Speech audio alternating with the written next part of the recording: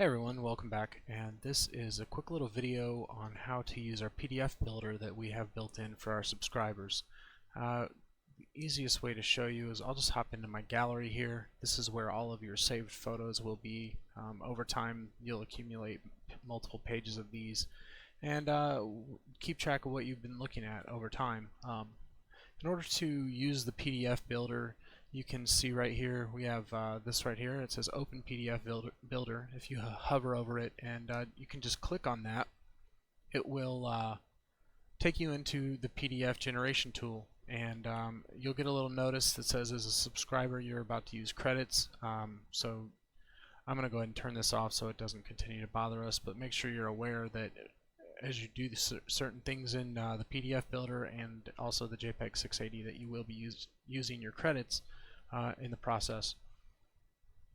So we're going to go ahead and go on in here, and as you can see there is a certification on these aerials. It's a certification seal, which I will quickly show you how to move that if you choose to have that in a different location. Say that it's blocking a specific need that you have in this photo.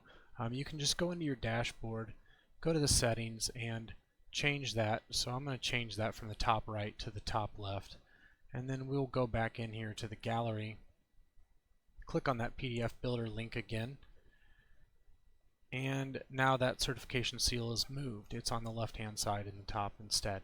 The credits system, as you use them, the first one that you've clicked on, it will obviously you've already used that credit for that particular year. As you choose to go through additional years and add them to your PDF, it will also accumulate those credits as you go through. You'll use one for each year that you click on. Anything 2000 and newer, you'll use one credit. On the aerial photos, anything older than 2000 is 2 credits. So we're going to go through and add a few different images. As you can see, this one's not a good one to choose. It's 1978, so I don't want to add that to my PDF report. Once you've decided the years you'd like to add to your PDF, you can go up here to this download PDF link, and it will populate checkboxes that you can go through and choose to add to your report. If you would like to add any sort of text, you can scroll down here and add it at the bottom,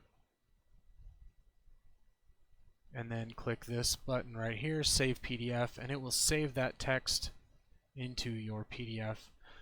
Since we were highlighted on 1961 at the time that we typed that, that is the layer that will have the text. As you can see, these other years do not actually have any text on them. So if you want to copy that over from each image, you'll need to cut and paste or retype it on each layer that you would like your text to be included on.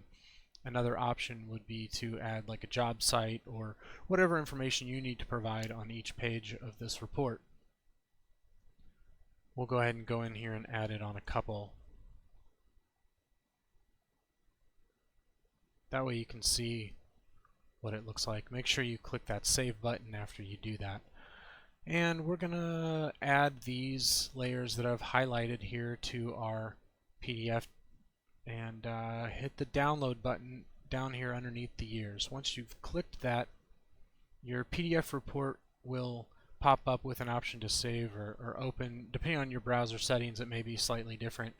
I'm going to just open this up, and you can see right away this aerial comes up with the certification seal in the top left corner as we had set it up previously. And this is a 6-page PDF report, and on each page you will get a nice neat little template that your imagery has been put in. As you can see, that 1978 layer does not have full coverage.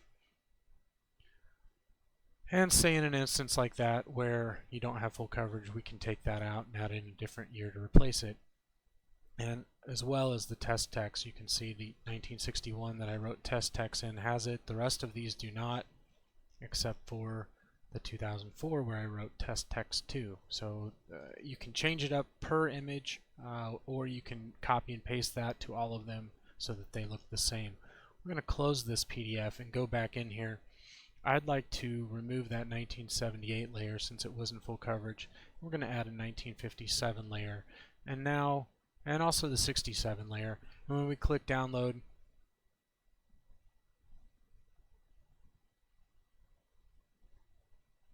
we'll go ahead and open that up.